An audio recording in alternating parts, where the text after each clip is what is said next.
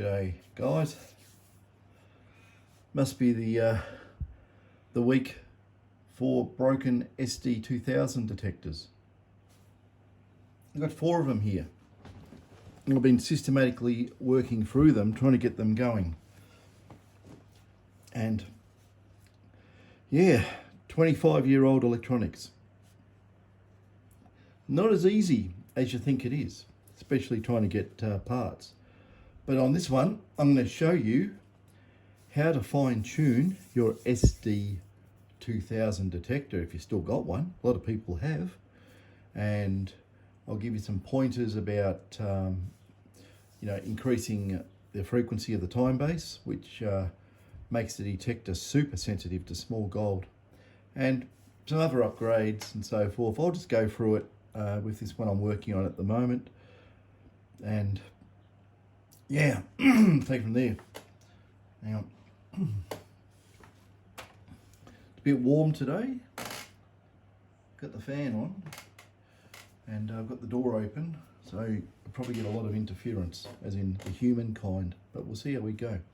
Anyway, I'll turn my little booster amplifier on, and I'll turn this detector on. It'll make all its horrible noises. Come on. No, it didn't. Oh, okay. I know why it didn't, because I haven't got channel 2 activated on the detector. Now, I'll get this in here. I've got this on full tilt, so I don't know how good it's going to be. If I zoom in, you might not be able to see what I'm trying to point out. I'll give it a go.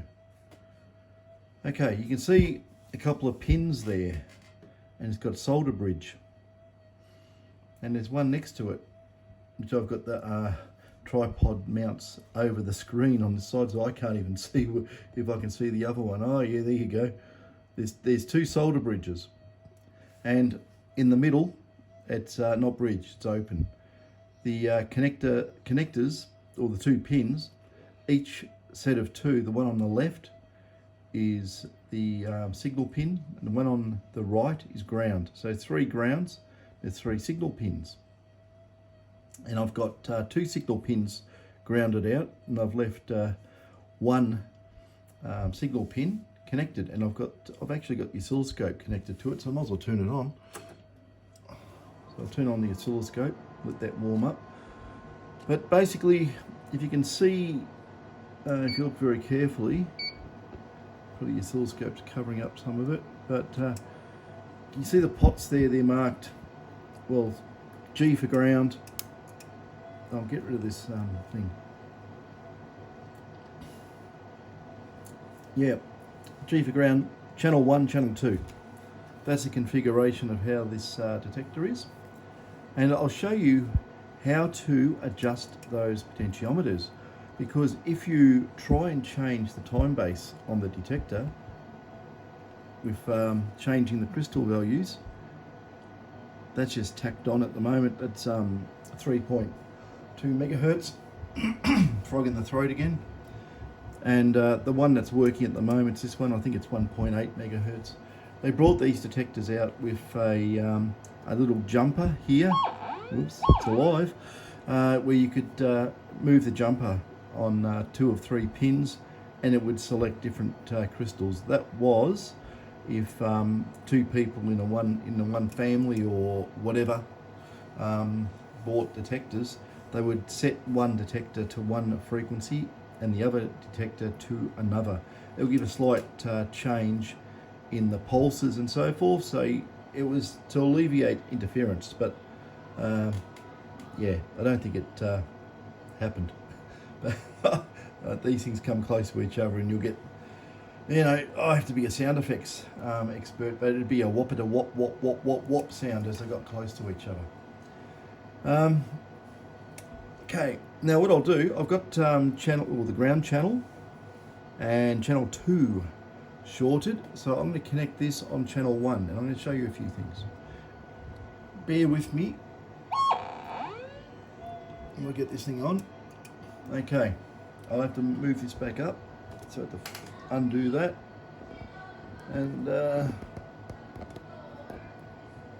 here we go. think I'll be hired by any film companies. Oh, there we go. Get up, get up. Oh. And I'll zoom out because it's a bit ridiculous. And I'll tighten this up. Okay. That's a ground balance signal.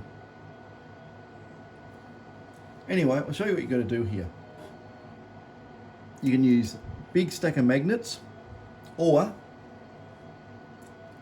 if it's still here, someone hasn't pinched it,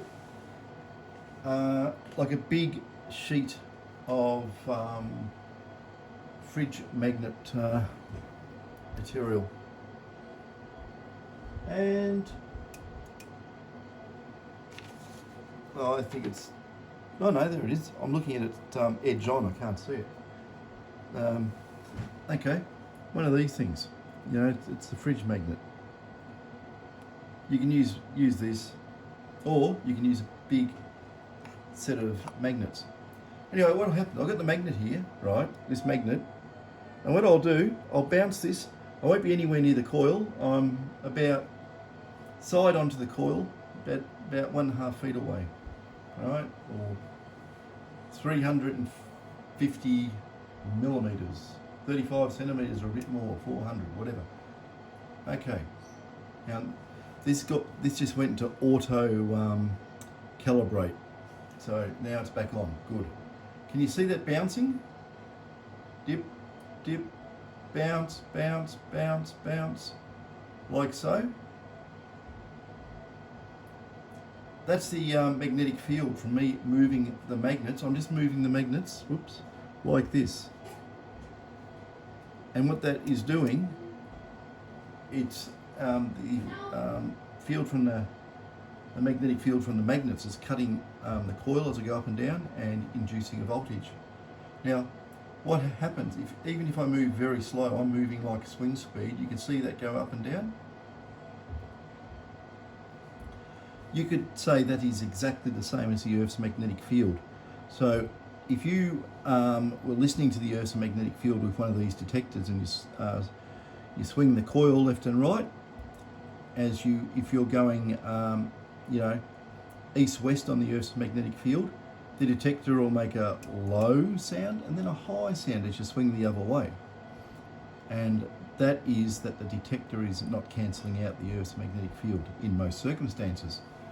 So, on these detectors, you have to adjust it, but I've got to tell everyone what happens. For many, many years, since these detectors were first put out, people started changing the crystals in the detector from their 1.8 and 2.1 megahertz frequencies and putting in low frequencies like a megahertz. That would give you very big long pulses. It would go fantastic on huge gold. It would go extremely deep. And also the other way, you can make these into a very, very sensitive tiny gold detector. You know, it'll pick up you know, points of grams, no problem. It's quite good. It's still very good actually. It's amazing how little difference there are in the detectors compared with some of the new stuff and what this is capable of. This detector, I'll call it the 2000, we'll call it a building block. Anyway, what you can do, you short out the two channels, which I've done, and when you've tuned that potentiometer in the middle, which corresponds to the two pins, what you do then is you short that out and unshort one of the other ones, and you repeat the process. Now, if I get to a little screwdriver here, I'm going to do this left-handed, which is really, really awkward. I'm on channel 1, screw position, and I'll start wiggling my magnet up and down, all right? Well, actually, if I turn the volume up, you'll be able to hear it. You'll be able to hear the difference, okay? So, okay, now I'll just untune it, because I tuned it before, but I'll untune it. Okay.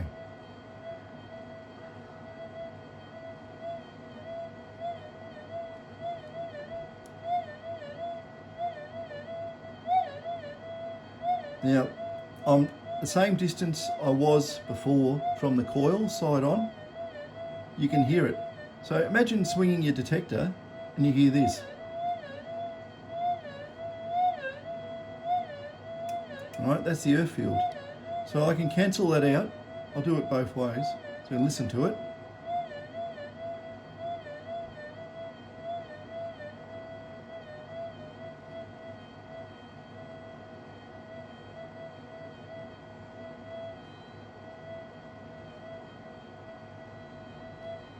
Gone too far, go back.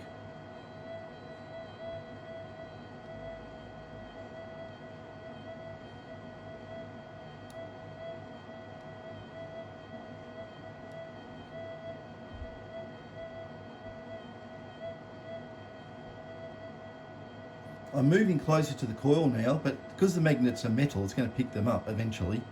So I'll just turn this around so you can have a look.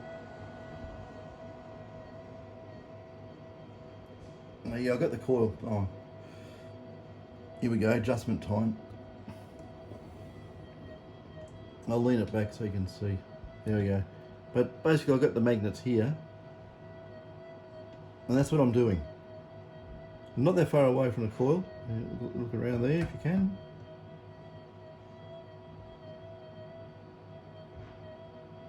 Okay, so I've cancelled out the earth field adjustment. Okay, I'm going to undo that. I'm going to turn that back around.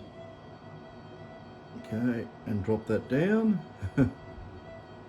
I'll actually leave it up and I'll stick it back on the detector because I'll point out a few things. If I can work out what the turn on this tripod. And up you go. Here we go. Oh, lock it in that position. Now, on this detector, I had to repair the power supply. There's a little, see if I still got it here or I've thrown it in the bin. Maybe here, maybe not. It's a tiny little inductor. It's a 150 microhenry inductor. And yeah, I've probably piffed it. It had shorted turns and it was under 100 microhenries. And that was causing the switching MOSFET to get hot. So what I've done, I just tacked it in for the time being. That's a shielded inductor. And it's a much better option to put a shielded one in there, especially if I've got to get the legs a lot shorter and the whole thing mounted properly. You know, the other thing was, well, it was not it, but you know, the other thing I had in there was about as big as that. So I've got a big inductor in there. The whole thing runs cooler, by the way. So there might have been some strange issue going on, don't know. But that's one fix. Now, but what I was showing you about adjusting these trim pots is that if you change the crystal frequency here and you do a big excursion away from its normal operating frequency, you have to redo those trim pots. And in some cases, if you take it up to 4 megahertz, which some people do, you haven't got enough range on the trim pots here. You're going to have to change some resistors. Go on the internet, you'll find schematics like this kicking around. You know, I'll zoom out a bit because that looks crazy. But that's the 3 channels there, ground 1 and 2. You see D-mods here, 4066s. And that's the pots here, the trim pots. And the jumpers here are where I shorted out and left them open. So, yeah, that's basically that part of the circuitry. Here it goes into that logic and that's all pulses and so forth coming down. I'm not going to go into that. It's a bit well, it's not complicated. It'd probably bore everyone to tears. But with this one here, I've had to replace the input transistor on it as well. Yeah, so this is not really set up to do all this moving around. It should be just left. You see the silver can thing? That's a replacement for the LM394, which is no longer made. That's it's a copy device, It comes out of Latvia. Riga Electronics, is it Riga? Or is it from Riga, the city? One or the other. There's lots of places have these. I think they're called is it an LH or something? LA 394. I don't know. But normally, if this wasn't a 2 transistor in one package, you put 2 transistors there, and you did that with your finger, the detector would be screaming like crazy. It will do. It's just my capacitance of my finger to the whole thing. But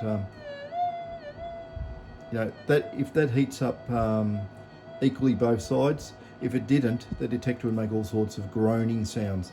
So it's very important to use these type of devices. That's up in the air because I tacked it on because I thought the other one was not working. It had some leakage, which it did because it started working when I did this. I've also on this one, that was just me touching the output MOSFET. I've also changed the input FETs to better ones. You can do a lot of improvements in this area. Yeah, you know, there's all sorts of new capacitors. The other thing you probably noticed too, if I spin it around a bit, these capacitors here have been changed. Those work in conjunction with the switch mode power supply, and they absolutely get hammered. And also they go down in value. You should replace them.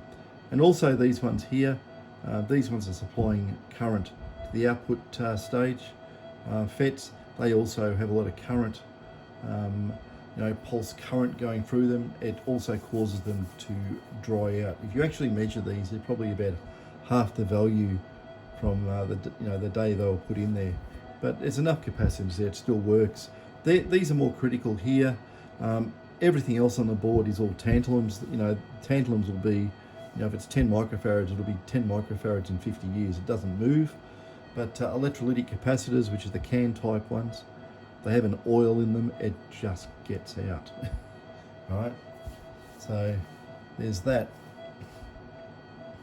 So yeah, these are a really, really good detector. Now, actually what I might do, I'll turn him off. They're noisy. I don't know why they didn't put a voltage, or should I say an amplitude limiter on these detectors on startup, just to suppress the audio. It wouldn't, oh God, there's me. Yeah, it wouldn't be that hard to do. All you need is something like a, just put a FET with a resistor and a capacitor across the audio. When you fire it up, it needs to charge up to, turn the MOSFET off or something. Use a depletion mode MOSFET. There you go, make it easy for you. Okay, I'll flick these solder blobs off. So all channels are alive now. Oh, the other thing too, when you do those adjustments, on channel 1 and 2, it doesn't make any difference on the ground balance channel as such, but you should have it in channel 1, the switch. Because I was doing channel 1, I had it in channel 1. If I had it over here in channel 2, you wouldn't be able to hear anything because it only allows the channel 2 audio to go through. If you leave it in the middle, you'll be getting both channels and you'll be confused because no matter what you adjust, it's not going to make any changes. So, put it in the right switch position for ground and 1, or just, ground balance channel and channel 1. Put it in channel 1 here, and the 2, flick it into 2. Don't put it in the middle. I can put it in the middle now because I've got them all undone, and I've done these before anyway. So at the 1.8 megahertz frequency, this thing is accurate. So I'm using this crystal here. Someone blobbed these over, and I think they probably tried putting a switch in there at one stage, and oh yes, there we are. If I look a little bit harder, I look at the on and off thing. It's actually a multi-purpose switch, and they're probably using that. So you go click on, but then you go click again, and click again. Oh, okay, it just moves 3 turns. You could have had to have the crystals switched via this here. But like I say, this is a very old detector. It's dirty. It had the front end blown out of it. I don't know if you can actually see down there, but I had to, that's a 4093. I had to replace that. I had to replace the LM394 with this Latvian device. Works really well, by the way. Same, it's basically the same thing. It's got a noise figure of about 1 decibel. Same, that's neither here nor there. So this detector is now working as such, and I'll wave this thing near the coil. Now we go up again. Fiddle, fiddle. The missus took me a good tripod. I've got this new one, eBay special, and it's yeah.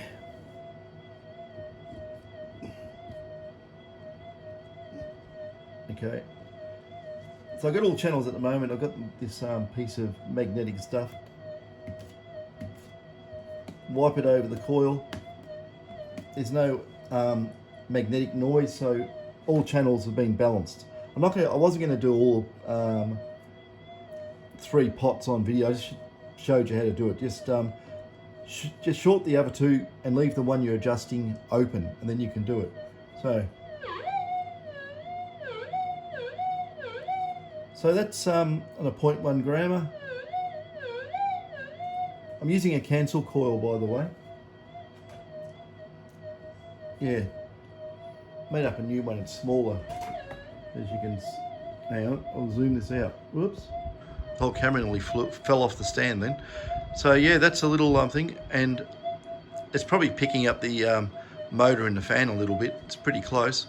But when you make a cancel coil like that, squeeze it in and out and listen to the detector, and you actually put a cable tie around the middle on the null point where both loops basically equal each other in circumference, and then you'll get a proper cancellation of all the interference in the area. Mine's close enough at the moment, but yeah, I can hear a little bit of blurb coming through. Like, you can squeeze it. I'll see what happens anyway. Yeah, give it a squeeze. Now see that? I'm making one end smaller, one end bigger.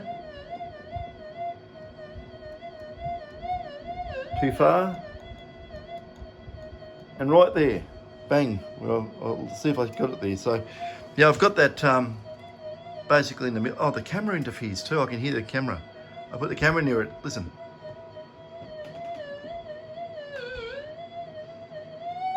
Whoa, don't want to get that close. But yeah, it's probably picking up the fan and so forth. Now the other interesting thing I've been working on is this other one. Oh, this is a doozy. I'll have to go and stick this back down here and zoom in again. Oh dear me, it's a bad show, this thing. It's like the threads have been cross-threaded. It doesn't even want to go where I want to put it. Oh my God. I'd start screwing this thing up so to stay there, and it started pulling it down. God, you know, come on, 1/2 cent for a washer, please, people. It's just direct connect, you know. It's plastic on plastic. What's going to happen when you tighten it up? Anyway, oh God, that's drive me bonkers. Anyway, this detector's fixed. It works fine. I'll unplug it because I'll get the other one here. This one's more interesting. This one was a bloody nightmare. Okay, we'll flick him open. I had a pot in there. It's just temporary because it's got a whole heap of crystals in there, and there's no way known you could make every frequency work. It would be so far out. You'd swing the coil, it'd be just going wow, wow. So, you know, it's asking too much when people do this. It really is. You'd have to have a whole heap of different resistor values switch in here as you change frequencies. You know, it's too much. I mean, you could probably fill it up with logic switches and things and do it that way. But, you know, put a whole heap of 4053s in there and do it. You know, God, what a waste of time and effort. Go buy a new detector. But for specific use, these detectors, when you set them up, how you want to use it, like you want to use it as a small gold detector, good. Throw a 4 meg crystal in it, not actually 4 megs, too high. 3.6 megs or something like that. Redo the pots, you know, how I showed how to short them out and adjust and all the rest to get rid of your earth field noises when you swing the coil. And the detector will go like a house on fire. It really will. You know, on here, I don't know if you can see down here, I've pulled out all the old ZTX, ZVNs and ZVP type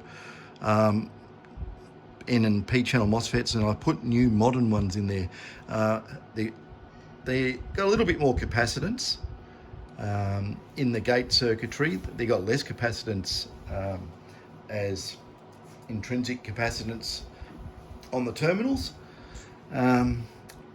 What you need to do is you make sure that your 4093 is one of the types that has say, you know, it's capable of sourcing and sinking at least 5 milliamps, or else there's some of these things only source or sink half a milliamp. It's a bit low to switch the MOSFETs on and off with their intrinsic gate capacitance. The one I've got in there, I think it's probably 80 picofarads. It doesn't sound like much, but there's straight capacitance and so forth. And you know, you want to slam the capacitance, or you know, overcome the gate capacitance as quick and as fast as possible. So it goes into hard saturation on the MOSFET, you know, when you want your signal to come in. And turn it off as fast as hell too, because you don't want it to blow apart when the flyback spike comes, because if it's still in conduction or partially, it will go through and it'll take that out. It'll also take out the two MOSFETs in most cases. And sometimes when it takes that out, it takes out that 4093. As you can see, that's why I've replaced it. Now the other thing on here, I'll just take this out because I'm not going to be able to do this in the stand. It'll be impossible. There's a little device here. I had to build it up on a board. It's a big fat normal dip chip. You can't get it. What is it?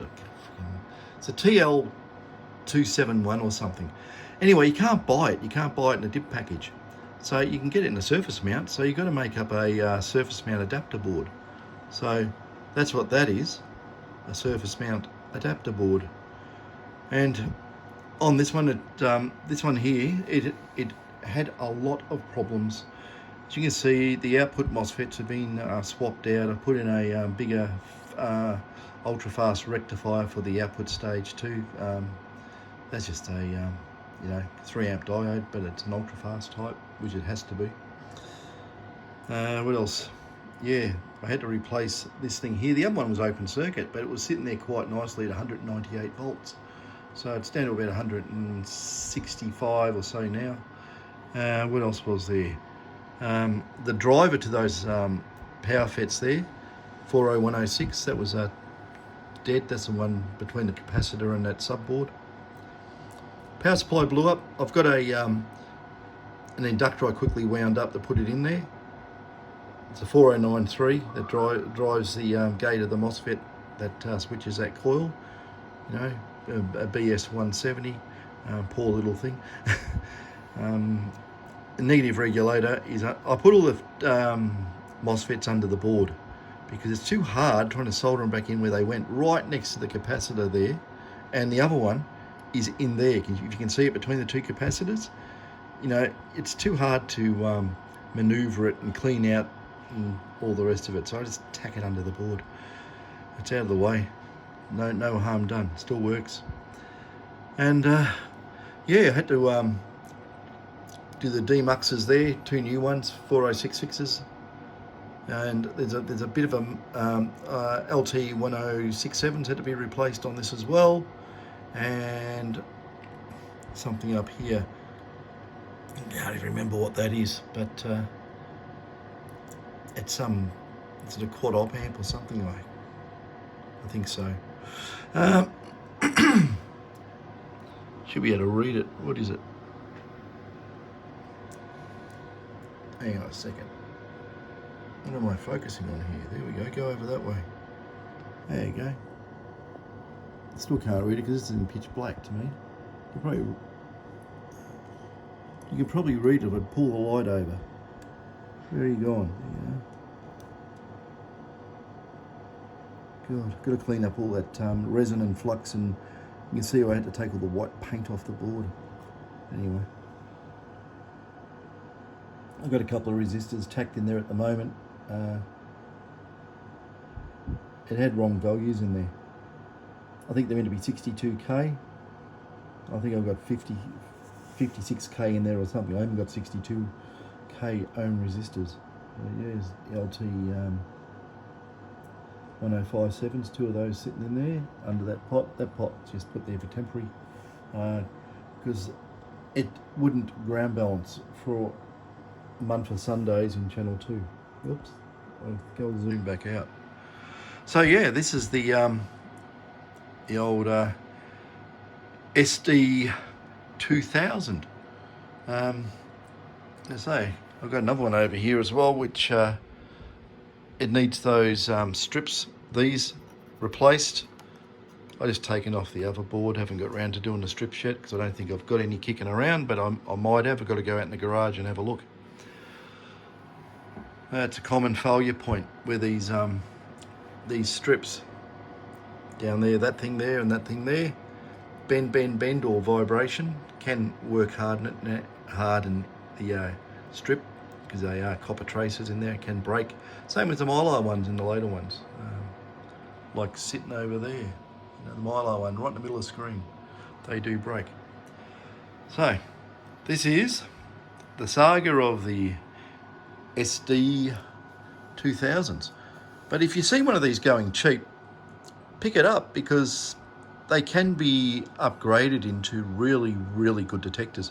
I'll tell you a little bit of a story, right? For a really big coil on these, right? Say you put a 3 or 4 foot size coil, right? 1.2 meters or so, and you put this a low frequency crystal in it. You redo the whole front end. You realign everything, change the resistor values. Clean up the power supply, because the power supply generates like 50 millivolts of noise on the rails, and that just swamps the receiver. Use a shielded inductor, add some more capacitance around it. You can probably even change, actually you could probably rip the whole power supply out and put a shielded version in there. I have done that, but depends what you're going to use the detector for. If you're going to do general prospecting, just leave it as is, but at least change that open core inductor. It's like a bloody radio transmitter in the circuit board. It makes a hell of a lot of noise. It's ripple everywhere.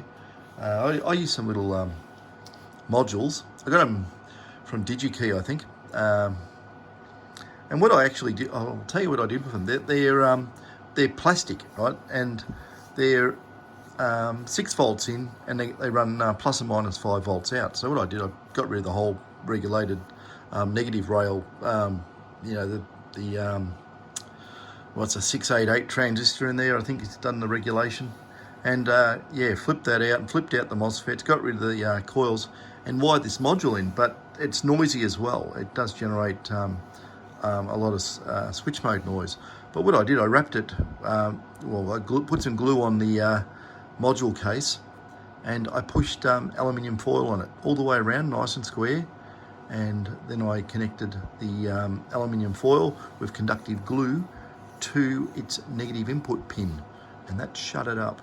So, they will radiate if you allow it to. You got to make sure that there's not a lot of noise.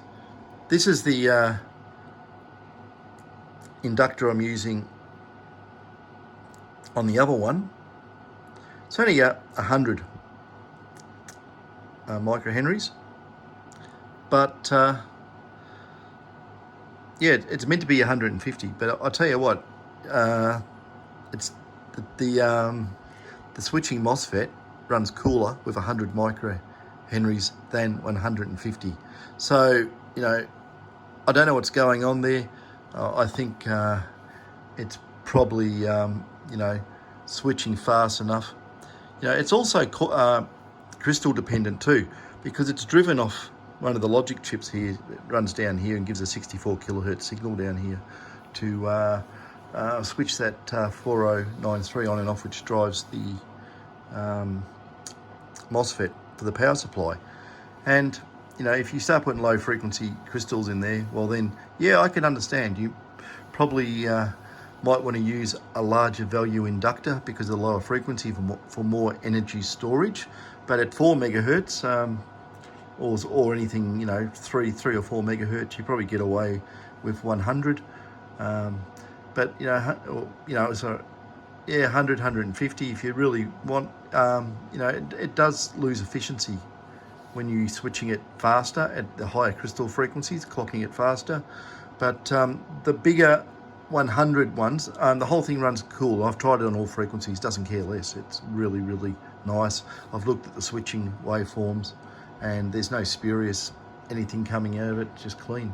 And there's a lot less ripple on the rails, because on the supply rails, the generated ones, which is, you gotta remember too, these things are positive ground, which confuses everybody, because it actually generates with, well, actually generates with the MOSFET and the coil,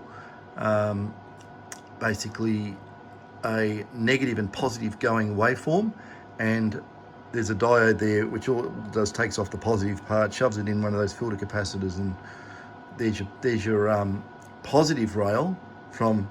It sounds weird, but they're positive to ground. So, you know, down here, in circuit-wise, the positive from the battery is ground, okay?